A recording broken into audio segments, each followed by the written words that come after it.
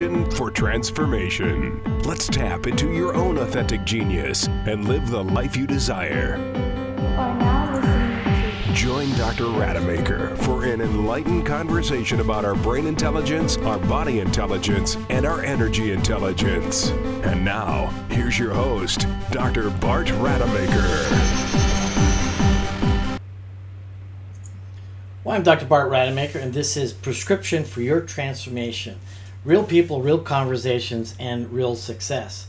And as I really began this platform, it was really all about tapping into our authentic genius and also tapping into what I call those three dimensions of intelligence. It's your brain intelligence, your body intelligence, and then your energy intelligence. And I'm so delighted that I've chosen this platform because my own personal background has allowed me to do that. You know, being on the top of the field of medicine, don't tell those ortho guys or those neurologists or neurosurgeons, I should say, but plastic surgery, to be honest with you, has the ability to work in every part of the human body. And that's why we're basically on the top of the pyramid. But what's great about my background, and it's relevant for today because the person we're talking to today is also encapsulating all that wonderful juice that's going to help us get totally lit up for our lives. So the other part is the coaching part. So it's the brain, working with one of the top, companies in the world with Tony Robbins. And then, of course, that energy part, that more esoteric and metaphysical space that most people just don't quite understand or not ready to accept. And particularly within the realms of traditional medicine, really don't like to acknowledge. And so why is that relevant? It allows me to navigate very freely and comfortably in all these different dimensions because truly, as human beings, we are multidimensional. And so for today, I'm super excited to be working with this brilliant visionary who also has the courage to step out from the traditional realms of medicine, or she being a doctor herself, and really delivering the juice that gets you lit up in life and gets you to perform at the highest level, but really live the life by your design. So Lisa Coach, thank you so much from Spectral Wellness out in my own backyard, which is really cool. We're still being virtual here on this podcast. I mean, we could have done it together, but she's Spectral Wellness in Tampa. Thank you so much for being part of the show today. Thank you so much for having me. And from another person on top of the pyramid, I'm thrilled to be able to have time to share all of our thoughts on how we help people get there as well. And what's truly remarkable about you, and I've known you for this brief amount of time, is your willingness to really blend in, the relevant parts of medicine, which really is an important part of how we can help people today, but also those other dimensions, those other parts. And so one of the questions that I like to start off with you is, you talked to me beforehand about we all can get lit. Now, some people will look at that from the perspective, well, that isn't lit being drunk. So what is it for you? And what is the real being lit up all about? So yes, the catchy phrase can get people's eye, but how I describe getting lit is that look. It's hard to explain. It's easier to see. So you've all been somewhere where somebody walks in the room and the room literally lights up. So you can feel their energy. They seem vibrant. They seem healthy. They seem happy. They seem open and approachable, and it's your goal. It's at that event to go and meet that person. That person is what I like to call the new definition of the word lit. They are lit. So how do we get to a place where we can feel like that in our lives, happy and healthy in every way? And that's the process of getting lit. I think that's a wonderful way to look at it, because if we're really honest and we recognize that exactly that when that happens, and that is when we come into that space and we're drawn to that beautiful energy of the soul of another person, and it's like we want more of that. And I think one of the first times that ever happened, and I forget his name, and it'll come to me in a moment, but it was a guy. It's like, whoa, I'm attracted to this man. Well, I'm very straight, by the way, nothing wrong otherwise. But he had this amazing energy about him. It's like, wow, I do want more from this. And he was actually a raw foodist. And I'm sure, you're going to incorporate a little bit about that in your talk. So how do we get lit? So I like to break it down into three sort of main components. So first is looking at the body. So clearly, as an internal medicine doc, I have a lot of firsthand experience with that, and we can go into that a bit. Definitely, just like you alluded to, the food that we eat is a big number two, the fuel. And then probably bringing home all of the real lit results is the mind. So where we are at in our soul journey and presence and authenticity. So those three components combined are really what we have to address on the journey. So I think a relevant part in all of this is helping people appreciate the importance of this as well. I know you've got a clinic. You've been in business for quite some time. Who's coming to you for this? I mean, who are these people that are finally recognizing, what, I need to change my life? And I'm curious, what is their motivation to actually seek you out? Well, I was gifted at a very early age with being exposed to the medical condition with leukemia. I was diagnosed at the age of 15, followed up by chemo-induced heart failure. And so I think, and we can talk a little bit about my journey more in just a minute, but I think people are drawn to me because I have been there. My clinic is based on personal experience, and what it has taken to heal me is what I have shared with my over 7,000 patients. And people have found that, just like I did, that traditional medicine may have some answers, but we really don't have all of them. And many people who are just tired of feeling tired, seeking out more approaches that maybe aren't the traditional protocols, those are the main ones that are coming to our clinic at this point. They're tired, or they feel like they don't have the edge they used to have. Maybe they're having weight issues, hormonal issues, and they're not getting anywhere on their own or with traditional medicine. So is there much resistance from them to get started on this process? Because clearly it's a departure for what we are normally doing in life, right? And I think that's a great question. I would say, as you look at my practice through the years, maybe there was more resistance in the past when patients would just be kind of searching for a more traditional approach. So I have a pretty good knack at walking in and feeling and meeting patients where they are. So somebody who maybe is just starting to inquire, trying not to overwhelm them with things to do or change. But most of the people coming in are ready to rock and roll. I mean, they have tried, they're open, they want to take back control of their lives. So if you were to pick one thing, if somebody said, look, I only have one thing I can work on, where do you start? If it was one, probably what they're eating. And I think it's just unfortunate, but the food has gotten so tainted, and so many chemicals and glyphosate and Roundup and GMOs. If I can just clean up the diet a little bit, a lot of times that's what it takes to get them clear, calm, and feel well enough to want to take the next step. So that would be typically where I'd want to start. So one of the interesting things that I've learned over the years, and I'm all into wellness, and my perspective has always been, and I think you'll like this, and I may have even shared this with you, is how is it that we harness the potential of the body to restore form and function? So many people would come to me as a plastic surgeon, can you fix me up? And from a trauma and reconstructive perspective, that made a lot of sense. But also actually from a cosmetic one, whenever I could help them really harness that potential of the body to restore form and function, then I was always excited, to do that. But one of the things that I really began to be challenged with is motivation, and I thought, I found that was the biggest hurdle in helping people change their lifestyle.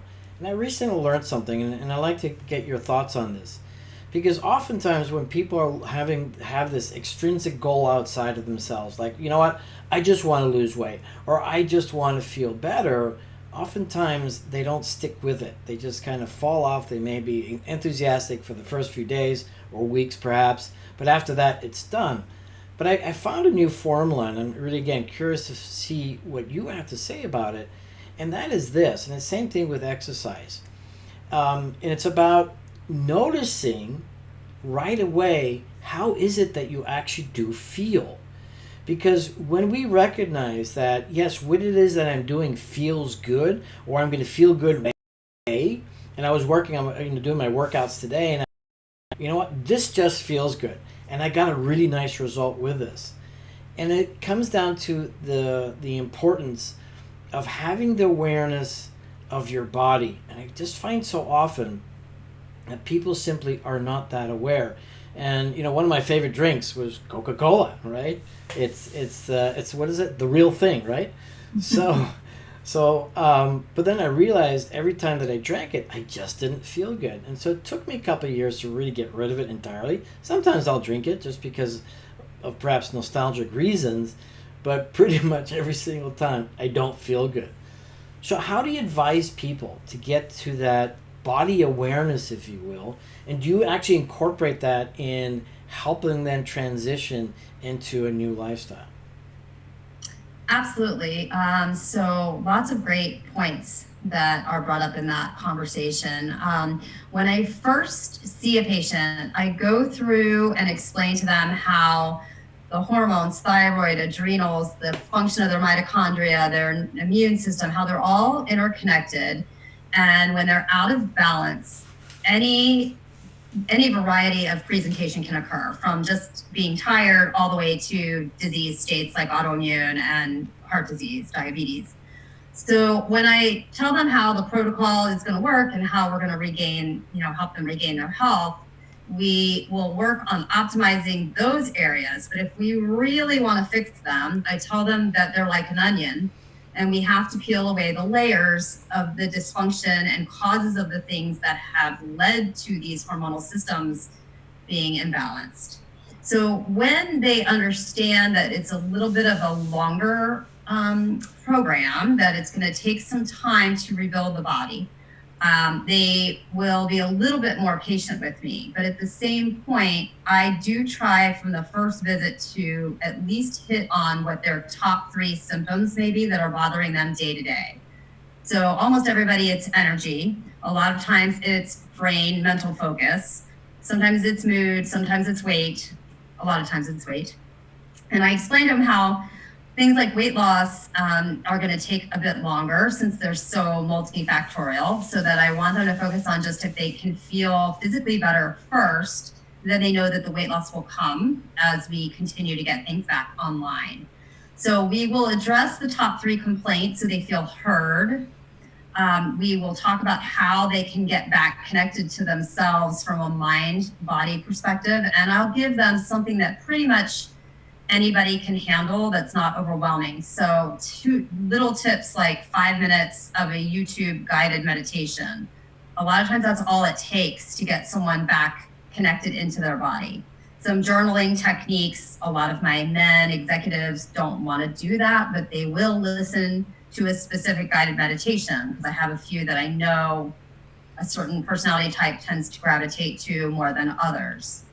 I'll get patients to get in the habit of not turning their phone on first thing in the morning so that they're present, get them outside, put their feet in the earth, and sun gaze. That's one of my favorite hacks of all time. And when I do your day, and I'll see people becoming more aware, and then they're more motivated to stick to some of the changes that we're trying to make together. So sun gazing, I haven't tried. In the past, I would do the meditations, and it was interesting. I had like 2 different outcomes of that. One was great when I was working on some specific, mental blocks, and I would use mantras. And the very first one that I found way incredibly effective was no judgment. And so I would just repeat the mantra over and over again. But I found at some point, and this is a crazy thing, and actually I'm sharing it only because I share this with another patient of mine or client of mine. He says, I got the same problem. And that was when I would meditate, then my whole day would go to pot. It was the weirdest thing.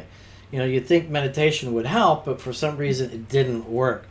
And I know a lot of people actually struggle with meditation, by the way. And so my solution I found incredibly helpful. And I do this every morning for about 10 minutes, for 11 minutes now. It used to be 10, but now specific 11 minutes. That's a different story. But I just sit in my chair and I'm in this place of just simply awareness. I'm aware of my body. I'm just listening to my body, no judgment, just not even using that word, just noticing what's going on. Is there an ache or is it pain? Not really trying to change anything, noticing the sounds outside. And then I liken my thoughts as these little ribbons in a river, and I just see my thoughts kind of go this way, and I don't try to direct them or anything. The thought comes in, comes out, whatever. And I found it to be really helpful just to get grounded. But I've not done the sun gazing. Tell me a little bit about that. Well, just to address the meditation thing, I think that word puts off a lot of people, and I do try to explain to them that meditation for you could be just sitting and being present. Meditation sometimes for me is taking a minute to just thank my body. I literally kind of run a scan and thank my toes for not hurting and for holding me up all day. And I'll run up my body. I'm out of my crazy thoughts of the day of what needs to go on, and I'm present. Sometimes, again, it's people who can't calm down, they hit play on YouTube. So it can look like a lot of different things to different people. So finding what that means to you is really awesome that you were able to figure that out. The sun gazing, because I'm all about multitasking and knocking things out, can be done at the same time as you're sitting and being present. And this is a really cool story that has to do with how my journey has led to the mitochondria. So most of the people listening may remember learning about mitochondria in 9th grade biology, and that they are inside all of our cells. There's a couple of exceptions, but pretty much almost all. And that is the powerhouse, the area of the cell where we make energy. So what's very interesting about mitochondria is that structurally they're very similar to chloroplasts, which is what we find in plants, that has the ability to take energy from the sun and allow the plant to grow and function. And this is a really quick side story that's pretty funny. My daughter had me quizzing her, and she would always ask me to quiz her. And whenever I'd say, what subject is it? And it was history, it would be like, oh God, please no. But this was, it's biology and it's on the mitochondria. So I said, absolutely, let's go. This was a couple of years ago. So we start, and the first 5 pages of the quiz is about a leaf. And so I was like, really, come on, this is what we're doing. And she said, Mom, the chloroplast, it looks exactly the same as the mitochondria. And I thought that was really interesting, but I didn't know what to make of it. So I kind of shoved it in the little area in my head of, I'll figure this out later, and went on with quizzing her. Well, probably about 6 months later, I was following a neurosurgeon who is pretty amazing in his research on mitochondrial function. And what he found was that in the OR, the lights, the fluorescent light that he was in all day, and all of the EMFs from the equipment were making it so that he just could not get well. He was about 150 pounds overweight. And as he was researching these pathways, found that we are desperately missing benefits that we get from the right types of light. So, we are actually made to be outside. And he goes on to say how almost all diseases of modern man are because of a light bulb and how it brought us indoors. So very, very interesting conceptually. All of this is still being sort of studied and proven. But it does make sense if you just go to the basic biology quiz from my daughter. I mean, if we really are like plants, maybe we need the sun. So getting outside and not staring right at the sun, but just looking up towards the sky, especially earlier in the morning, the rays are the right type, the kind of warmer tones. And a lot of the pathways are actually activated in the eye. So like for you, you'd have to make sure you take your glasses off. And so you can multitask by being present and having that be your moment of meditation, by having your shoes off and being connected to the earth, which is grounding, and then letting some of those morning rays get in so that we can stabilize and help activate our mitochondrial function. So how long do you have to do that for? I mean, to get 10 minutes. 10 minutes? Yeah. So are there any lights that we could actually, put in our office or in our space that, because I've removed the blue light, so at night I'm not affected by that. That's one thing that I know that. Sure, that and you helps. can do it on your phone where you can turn off the blue lights. I leave mine off all the time. I think if you're going to be on the computer a lot at night, the blue light blocking glasses are helpful. But most of the research has shown for the best improvement in mitochondrial function, it is a combination of near infrared, which is invisible, and red light. So there are a lot of published reports now on how beneficial red light therapy is, which is literally as simple as sitting in front of a special lamp that's made with these specific wavelengths for about 15 to 20 minutes a day. Well, I'm actually getting one of those red light saunas, so that should be really good, right? Absolutely. Yep. That combines both, because then the sauna is allowing you to sweat out toxins at the same time. Right. So interesting when you talk about the mitochondria, because I think a lot of people don't quite understand what this is. I mean, but like you said, it's the powerhouse in the body. And I think a lot of our aging issues is the fact that our mitochondria are either destroyed or lost or perhaps not functioning just as well. And again, understanding that mitochondria, as you were talking to me earlier, were actually originally bacteria. Yeah, so very interesting. When you go back a couple million years, the thought is that mitochondria were their own bacteria that were existing on their own, and somehow we decided to kind of hijack them and bring them into our cells to use them as a fuel source. So when you look at the anatomy of mitochondria, it's pretty interesting because it actually has its own DNA, which is something that I think a lot of us forget or never knew. So DNA being all the programming for proteins and different activities in our body, which is typically in what we call the nucleus in our cells.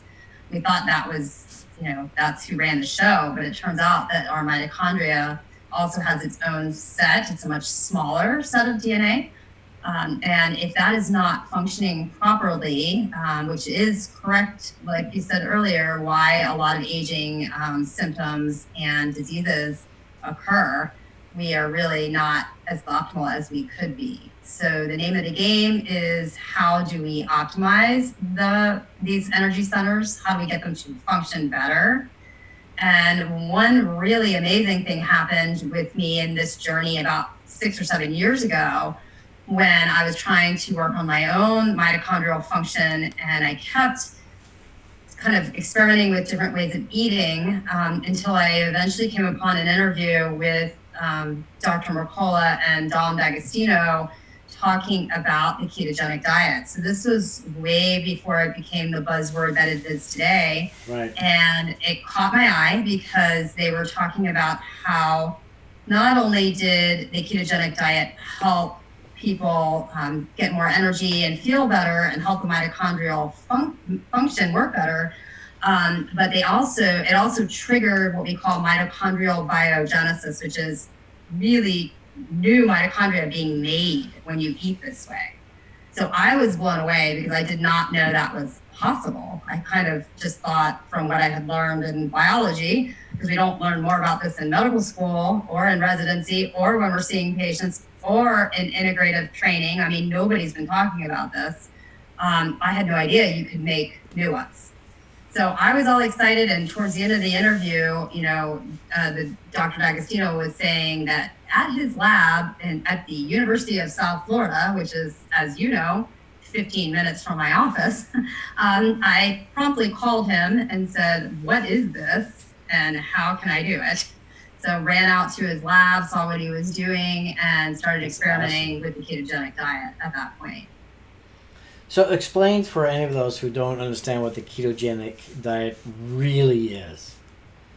So the ketogenic diet is where you limit your carbohydrates to such a degree that your body, and namely your mitochondria, learns how to use the good fats that you eat as fuel instead of carbohydrates. So our bodies or whoever made us was brilliant enough to give us the opportunity to live off of two different fuel sources. It can be predominantly carbohydrates or predominantly fats. We still need protein across the board because that's how we make muscles and have a lot of signaling in our body. Right. But we were made so that our ancestors could be in a time of a famine, or the hunters and gatherers, maybe they would have food and then they wouldn't for a period of time. So we're actually made to be what we call metabolically flexible. But in this day and age, everyone is predominantly driven off of carbohydrates. And the ketogenic diet, which has been around since the 1920s, is something that has come back into play because it is showing so many benefits when we actually reteach ourselves how to be metabolically flexible again.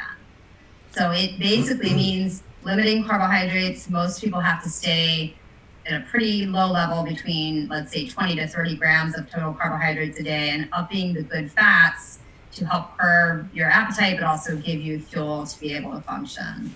So would it be accurate to say, and then everybody take a big gulp when you hear this, it's probably, 70% fat, 25% protein, and then 5% carbs? Would that be about right? Yeah, that's about right. Yeah. And that is, not easily sustainable long-term for people. But I will say that doing it for about 6 weeks to 3 months can get your body in a place where you are able to more easily go back and forth and do things like intermittent fasting, and take periods of time where you're driven off of fats instead of carbs, which can trigger mitochondrial biogenesis, or the formation of new energy cell or energy parts of your cell. Yeah, I think it's it's something that I've been incorporating in my life.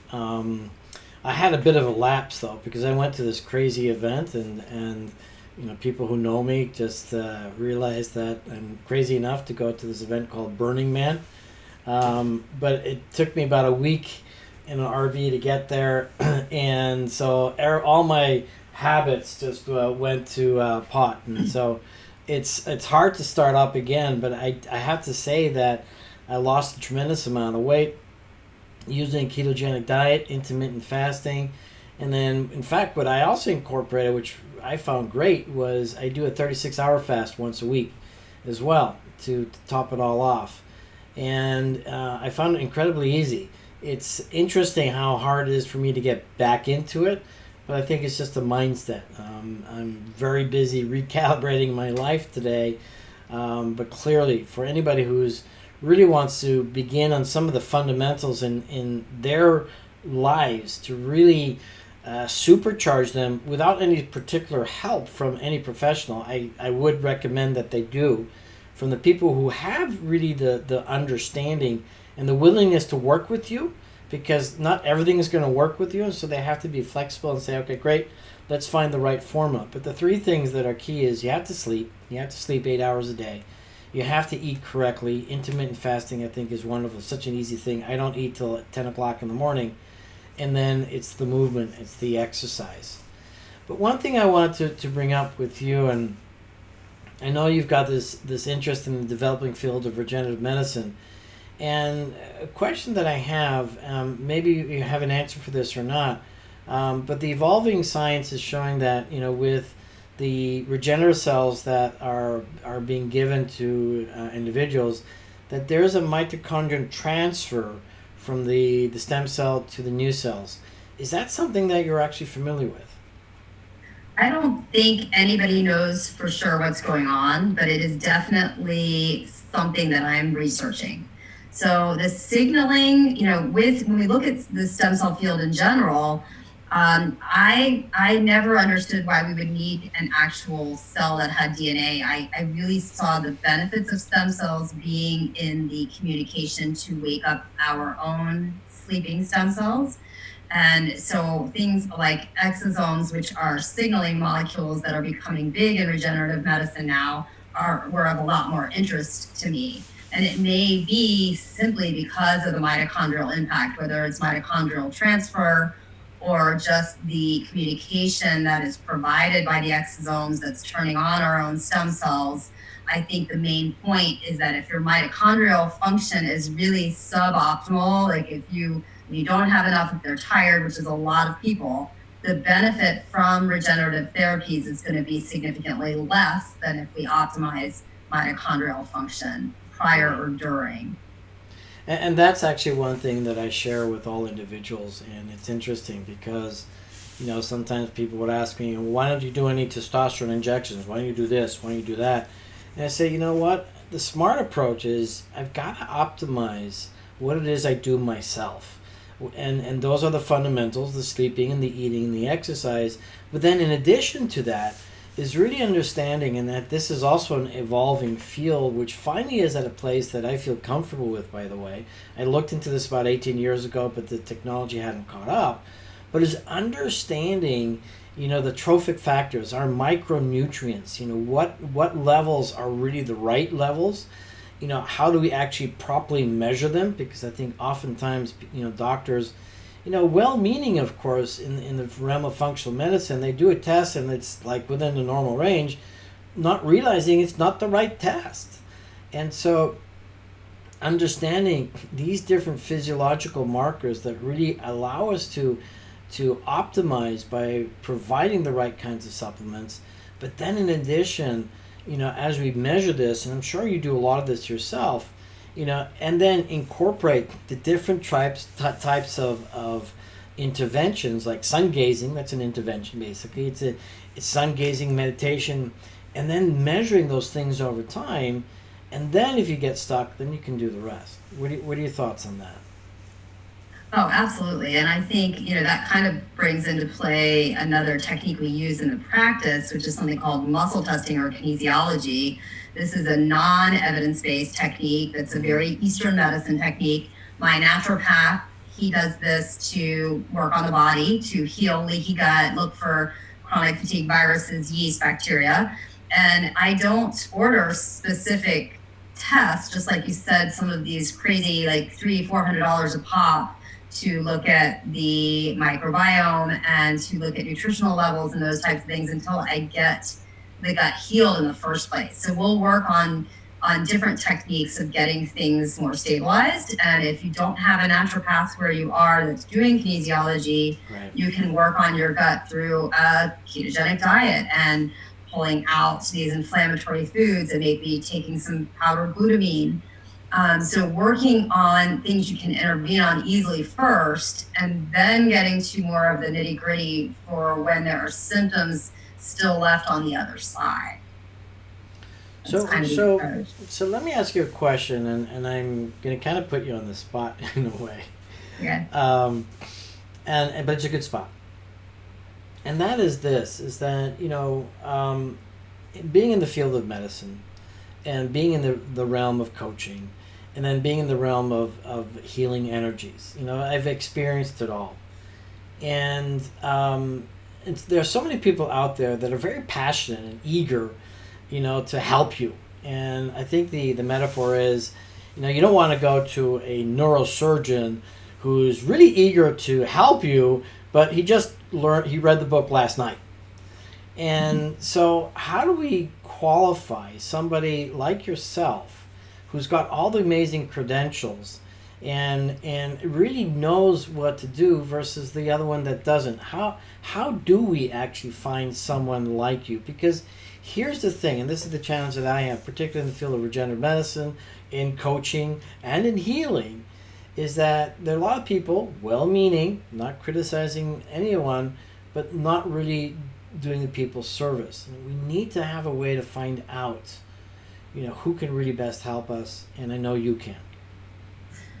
Okay, so one of the things I will say is that so much of what I do is try to educate patients and clients about how I am just providing the tools, and that the true healing is coming from inside of themselves. So I would like to take a second to say that very often it depends on where the patient is on their own healing journey as to what type of healer they can benefit from. So maybe some of the people who are not the right fit for somebody like you, who's much more awake, aware, way down the line on the journey, right, may be able to help someone who is just beginning to kick their Diet Coke habit. So I do also talk to people about the fact that sometimes they outgrow their healer. So even if it is somebody with the right intent and the right credentials, they may still not always be the right fit.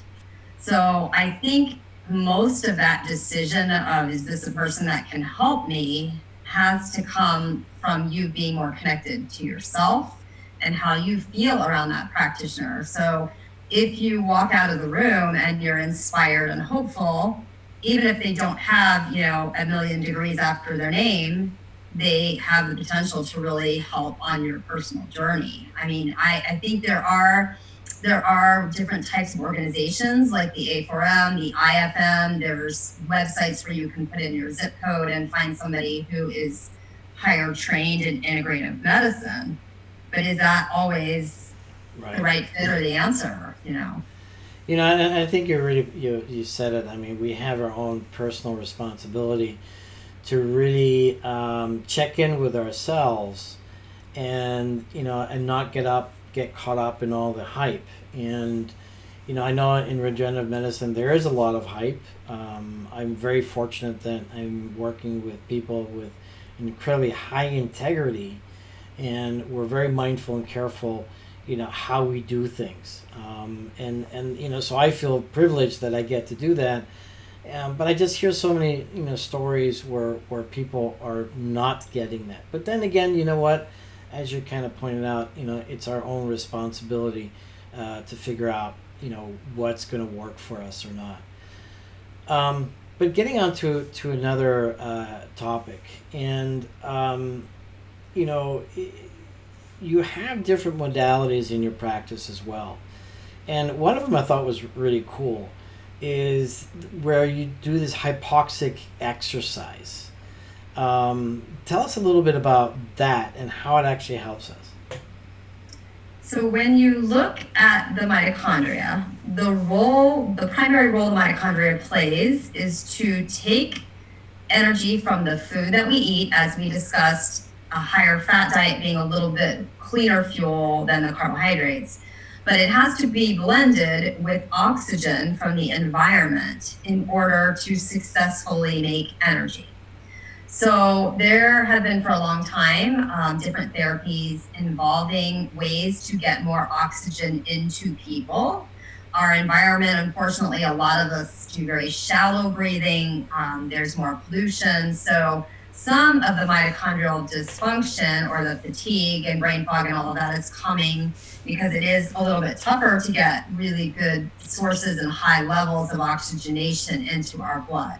Hyperbaric oxygen chambers is potentially something people may have heard of.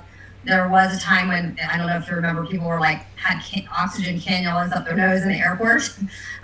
So this has kind of been a topic that's been around, and the technique that we have in the office is actually pretty cool because it is almost like training at an altitude, or it has similar effects to the hyperbaric, but it's a lot easier to do. So you pedal on a bike in order to move blood around. You don't have to be sprinting on the bike. I can have patients who are pretty sick who can just barely pedal. And what we do is put 100% oxygen in just a nasal cannula or a face mask that they pedal with. And then when you get it circulating for about a good 5 minutes, you can actually turn the oxygen off so that it's almost like you are at the top of a mountain for about 30 seconds or so. And that is enough where your cells and your body and your lungs will trigger, hey guys, we don't have oxygen, there's a problem here. And everything will dilate. So your blood vessels, your bronchioles, which is part of your lungs, will open up. And then while everything is open, you turn the oxygen back on and flood the oxygen 100% back in. You're breathing it in and circulating it with the bike. So what it's doing is getting it deeper inside of the cell into the mitochondria, which, guess what, triggers mitochondrial biogenesis. So we get more oxygen, we can make more mitochondria. So if I understand you correctly, because this is a new concept to me, so by flushing the mitochondria with high levels of oxygen, you're actually stimulating them to make more mitochondria. Is that correct? Yes. Plus, you are able to access deeper seated toxins that are stuck deep inside the cell. And these toxins or infections do not like high levels of oxygen. So you can also get a pretty active detox going on and die-off going on, which is helpful for a lot of our sicker patients with things like chronic fatigue viruses or Lyme disease or a lot of environmental toxins. So sometimes what we'll do is have people get on the bike and get really oxygenated and then hop into an infrared sauna. So then all the stuff they kind of accessed more deeply with the oxygen can be pushed out into the sweat with the sauna. Nice. Okay, so that's going to be on my schedule once I get my sauna. I have to wait another 2 months. The company custom makes them because they have to make sure that the wood, and by the way, anybody who's looking into infrared saunas, send me a text or a message, because I'll refer you to the right people, because the right sauna, by the way, is kind of pricey, because the lesser expensive ones perhaps have resins in the wood that you then inhale that aren't actually healthy for you. So you have to be very mindful what kind of saunas you have. So definitely. But one thing I really appreciate about you, Lisa, and I think this is really quite relevant, and it's my belief, and I'm very fortunate because my vision of all this, my perspective of all this has come from living in so many different countries and speaking 4 languages and training in 2 different continents, that I'm a much more open-minded. And you're so grounded, which I think is awesome as a medical doctor, but also that person that goes into the realm of outside of medicine. And I don't like to use the word alternative medicine or alternative therapies. I mean, they're therapies, they're treatments, they're interventions. I mean, they're not alternate, they're just there. And so that's why I talk about the brain, the body, and the energy intelligence. But that field that's very much evolving, which is the metaphysical realm, and I think it's very, very relevant today. And I'm hoping that also through this platform, people get more exposure to people like yourself that really embrace that realm. And I know as a physician myself, I've gotten a lot of arrows in my back from my colleagues, you're crazy, you're nuts. But there is so much truth in that. And so for anybody who's new about this, how would you kind of position it or frame it or talk about it, especially when you have new patients who are eager to find out more? How do you explain that part of what it is that you can do for them? So I like to describe the fact that there's just a lot of things we don't understand, and that other cultures have focused on the energy field around our physical body for thousands of years. So, acupuncture points have been found on mummies from, 2,000 years ago. We've had Chinese cultures focusing on qi. So most people have heard that, or they've heard of your chakras. So I usually start with things that people have at least heard the words, and I try to describe how we have a physical body, but we also have an energy field around our body that can actually be measured with certain instruments.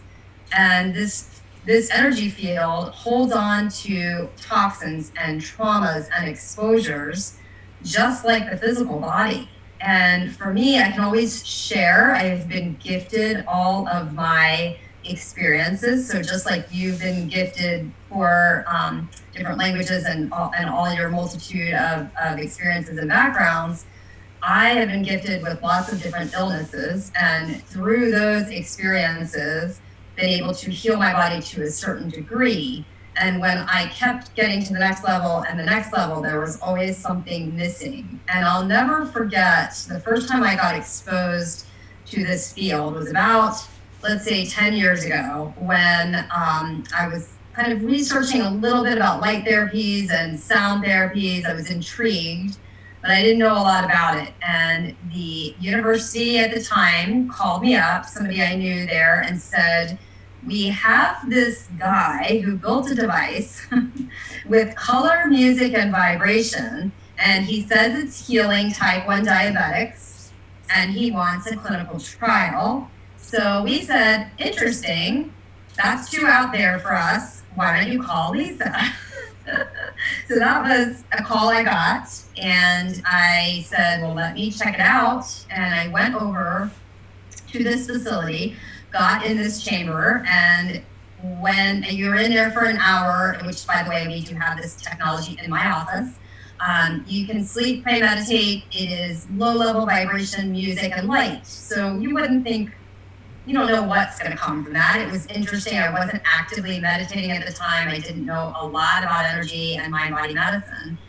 And I'll never forget when the guy opened the doors after I was done with my session, he started like gagging. I mean, coughing, gagging. And he said, this is unbelievable. It smells like a toxic waste dump. And it was my 5 years of chemotherapy, which, by the way, was 15 or 20 years prior to that session that I had my last chemotherapy. But it still remains in the energy field until you decide to consciously work on removing things that are in that field. So that, to me, was a very pivotal moment where I said, wait a second, no wonder I'm not getting 100% better. If this field holds on to something like chemo, and I've since had patients in there that were clean from alcohol for 10 years, go in and almost feel like they were going through DTs, like really detoxing the alcohol, then what else can this energy field hold on to, and what does it mean? So from that point on, I have been led to different types of energy techniques and healers, and being able to find the benefit, like amazing benefits that I couldn't access with just traditional and just working on the physical level. So what I usually do when I try to open people's mind to this concept is tell them that energy field has to be worked on just like the physical body. So a lot of times we need to work on the physical body first. Some patients need to work energetically first. Like they may only get, let's say, 20% better with all this great physical work that we do, because there's a huge block of whether it's trauma, toxins, a structural issue. And then other people like me, I got maybe 60 or 70% better with all the physical work, but then I couldn't get the rest of the way without dealing with the energy field. And I think your point is well taken. I mean, there is so much that we don't know. And, when you find a practitioner like yourself and, just trust the results. If you're getting the results, great. And again, regardless of what kind of treatment or therapy you're undergoing, whether it's metaphysical or not, it's all about getting those outcomes. And I think that's a key point. But one of the things, so thank you for that explanation. One of the things that I use is simply this, is that, all physical things, they have molecules and atoms, and they're all energy, they're all vibration. And so basically we're vibrational bodies. And when the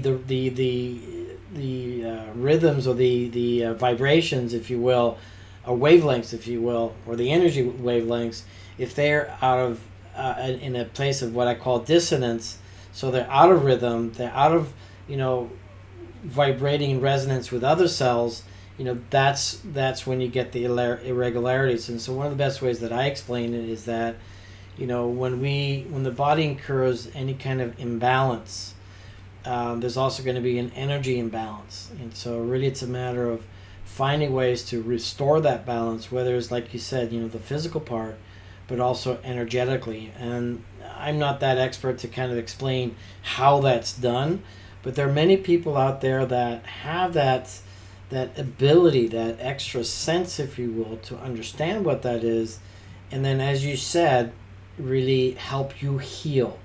There's no one out there that can actually heal you, but they create the environment, the space, and the permission, I should say, to be able to heal. And so people like yourself are remarkable in being able to do that. So what are some of the things that, are there any kind of particular practices that you have in your own office that you allow people to tap into? Absolutely. And one thing I did create in my book, Get Lit, that people can find on Amazon, in the mind section, I created something called the Lit Scale. And the Lit Scale goes through self-care, relationships, and thought patterns. And you can kind of identify where you lie between dim and lit. So there's several different categories. And I have an associated affirmation for people to say potentially just once or twice a day to try to help them become more connected energetically and stay in a more positive place. Because just like you said, if we're viewing the energy part of our body as frequency or wavelengths, if we have thoughts that are dissonant or negative or self-depreciating or fear-based, that directly impacts our physical body. So we have to get out of that place. And unfortunately, whether it's subconsciously or consciously, most of us do, at least at times, live in a place of, fear-based thought patterns that are set in from childhood or things we don't even understand. Right. So I try to get people aware at that most basic level, but then we have some pretty amazing techniques. So the life vessel, or we call it the lit bed, that is the color, music, and vibration, that chamber, if people go in, if they don't know what meditation is, we tell them, just fall asleep. If you like to pray, pray. If you want to just sit there, your thoughts will be a little busy, but over time, you'll get to a place of peace. So that machine is pretty amazing with things like insomnia, pain, or fatigue. I find a lot of, and depression, really good results if patients do that more regularly. Right. We also have a healer in the office who's trained as a chiropractor, but she specializes in the upper cervical area, which is the first bone in the neck. And it turns out that area is really important when we're talking about metaphysical and physical connectivity, because it seems to be the place where everything is connected. So if we were starting to let go of past patterns, negative thought patterns, or we start meditating or detoxing our energy field, those frequencies have to get into the body to be released in the typical detox pathways we normally think of, like your kidneys, bladder, colon, and liver. So if your C-spine is not lined up, which most people it's not, if you fall as a kid or anything happens, even once your C1 may be out of alignment, right, then this journey of getting into a more authentic place and clearing your energy field is going to be tougher. So she has a way of getting that lined up that's safe without using any manual manipulation. It's with a sound wave.